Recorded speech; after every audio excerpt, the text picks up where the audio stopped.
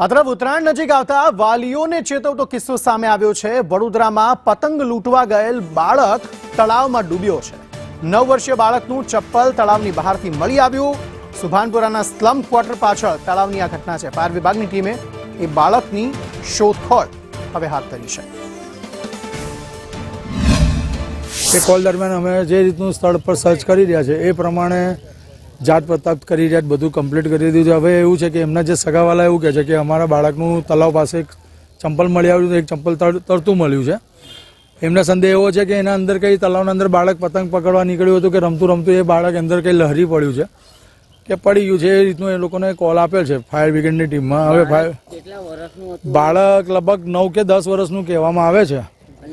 એવું જાણવા મળ્યું કે કોઈ ફ્રૂટ વાળાનો છોકરો છે। હવે એ બધું અમને સદેશ હમણાં નથી ખબર પડી, કારણ કે એમના જે સગાવાલા છે પપ્પુભાઈ કરીને કોઈ, એમને અમને કોલ આ રીતે આપેલો છે ને એ રીતે એમની જોડે વાતચીત થઈ તો કે અમારું બાળક અહીં રમતું હતું, કંઈ પતંગ પકડવા નીકળ્યું હતું, એમાં તલાવમાં કંઈ લહરી પડ્યું છે, એ રીતનો સંદેશ છે। પણ ક્યાંથી લસર્યું છે, કઈ જગ્યાથી પડ્યું છે, હજુ એને ઉકેલ નથી।